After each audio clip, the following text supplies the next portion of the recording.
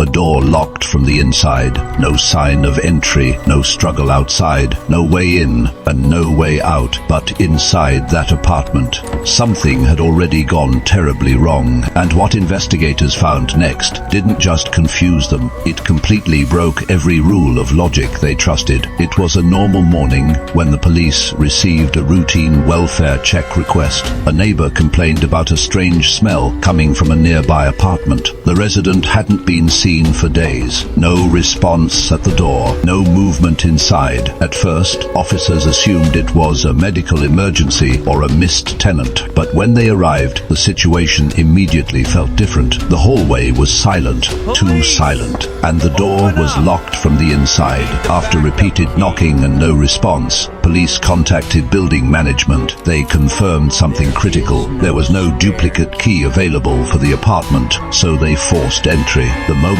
the door opened, everything changed. The air inside was heavy, unmoving, like the room itself had been sealed off from reality. Everything was in place. Cup on the table, chair slightly pulled back, a television still plugged in, turned off. But something was wrong. A silence felt intentional. The bedroom, they found the resident. No signs of immediate external trauma. No obvious cause at first glance, but the positioning was unusual, carefully placed, not collapsed, not random, like the body had been arranged after death. That alone shifted the case from medical emergency to suspicious death investigation. Then came the biggest contradiction. The front door was locked from the inside. All windows were shut and secured. A balcony door was bolted, but ventilation shafts were too small for entry. There was no sign of forced entry anywhere. Detectives immediately recognized the problem, for no one could enter. And how did someone die inside? Forensics began a full sweep. They looked for fingerprints, DNA traces,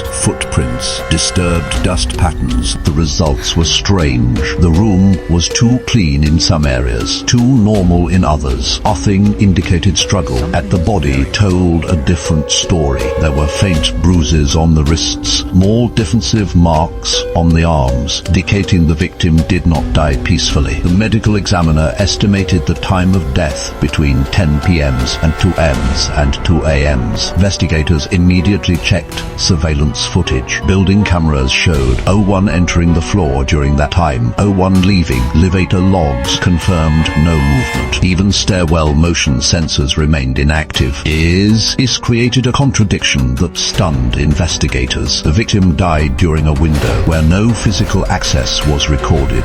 Detective re-examined the door mechanism. That's when they found something subtle. The lock had unusual internal wear patterns, not consistent with long-term use, but consistent with recent manipulation. I'd say this raised a disturbing possibility. Someone may have interacted with the lock after it was already secured.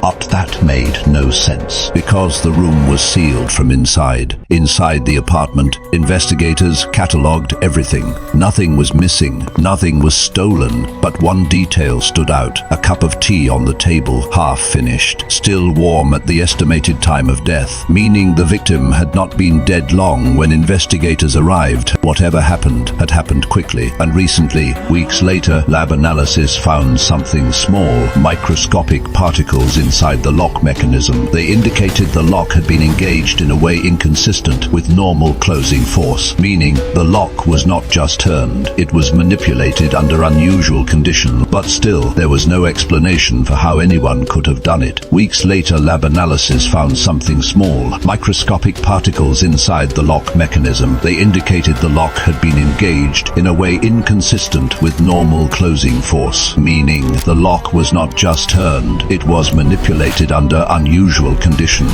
But still, there was no explanation for how anyone could have done it. The case was officially left unresolved. No suspect, no entry point, no confirmed cause, just a sealed apartment, a silent room, and a death that shouldn't have been possible. Even today, investigators revisit the same question. Was this an impossible crime, or a crime that simply used a method we still don't understand? Think you know the truth? Drop your theory in the comments before reading anyone else's. The most convincing explanation might just solve this impossible case.